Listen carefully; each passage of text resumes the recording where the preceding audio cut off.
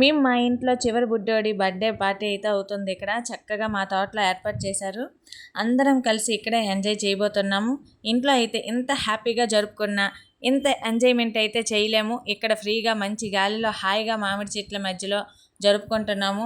మాకన్నా ముందు ఇక్కడ మిగతా జంతువులు అవే ఈగలు అవన్నీ వచ్చేస్తున్నాయి. పాపము వాటిని కట్ చేసేలోగా పంపించేయాలని వాళ్ళ ప్రయత్నాలు చేస్తున్నారు. అవే ముందు టేస్ట్ చూసేసాయి మాకన్నా. ఇప్పుడు ఈ చెట్ల మధ్యలో జరుపుకుంటున్నాం కనుక చాలా హ్యాపీగా ఉంది. అసలు చల్లగా మంచి గాలిలో వాళ్ళ ఫ్రెండ్స్ అండ్ ఫ్యామిలీ మెంబర్స్తో అయితే మంచి మంచి గేమ్స్ ఇంకా రీల్స్తో అదరగొడుతున్నారు అందరూ. ఫస్ట్ ఇయర్ బర్త్డే కనుక ఇలా ఏర్పాటు చేశారు. బర్త్డే మా చిన్నోడిది బుడ్డోడిది అయినా కూడా వాళ్ళ అక్కదే లాగుంది. ఎంజాయ్మెంట్ అంతా తనే ఎంజాయ్ చేస్తుంది.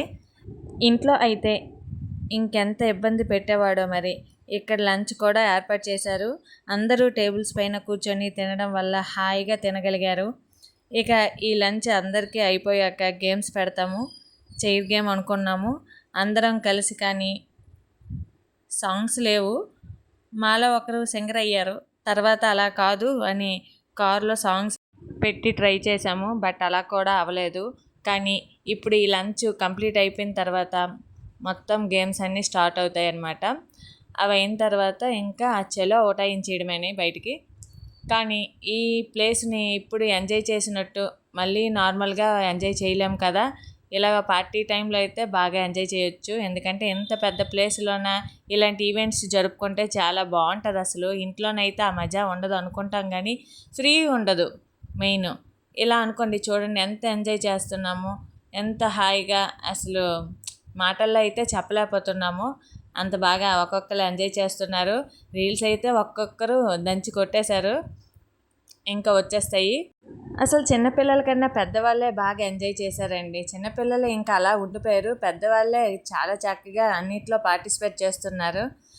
వాళ్ళు తిరిగి లేదండి. చిన్నమ్మలు, పెద్దమ్మలు, అత్తమ్మలు, నానమ్మలు, పెద్దవాళ్ళందరూ ఉన్నారు. అసలు చిన్నవాళ్ళ కన్నా పెద్దవాళ్ళే బాగా ఎంజాయ్ చేస్తున్నారు, ఇంట్రెస్ట్ చూపిస్తున్నారు అని వాళ్ళే పాల్గొంటున్నారు.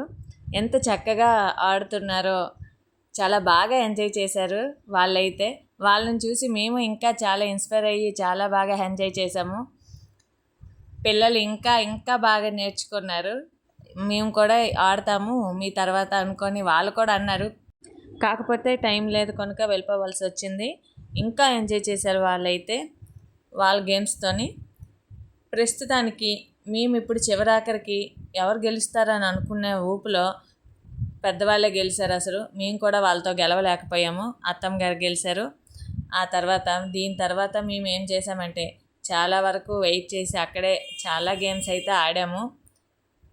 ఇలానే ఈవెంట్స్ ఎవరైనా కండక్ట్ చేసుకోవాలనుకుంటే ఇలాగ ఇంట్లో కాకుండా ఇలా లాన్లీ ప్లేస్లో ఏదైనా బయట అరేంజ్ చేసుకొని బాగా ఎంజాయ్ చేయొచ్చు. ఫస్ట్ ఇయర్ బర్త్డే అయితే చాలా చక్కగా జరిగిపోయింది. అందరూ చాలా బాగా ఎంజాయ్ చేశారు.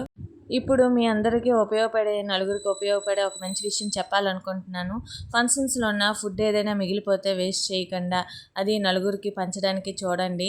ఎవరైనా పేదవాళ్ళు, అక్కడ ఉన్నవాళ్ళు ఎవరైనా ఉంటారు కదా, అలాగ ఇచ్చామనుకోండి వాళ్ళకి సంతోషంతో 4 దీవెనలు కూడా అందిస్తారు మనకి. అందువల్ల ఫుడ్ని కూడా వేస్ట్ చేయకండి ఎవరు. ఇంకో మంచి విషయం కూడా చెప్పాలనుకుంటున్నాను ఇప్పుడు నేను. ఇప్పటి వరకు మన ఛానల్ని ఎవరు సబ్స్క్రైబ్ చేసుకోకపోయి ఉంటే ఇప్పుడే సబ్స్క్రైబ్ చేసుకోండి ఫ్రెండ్స్.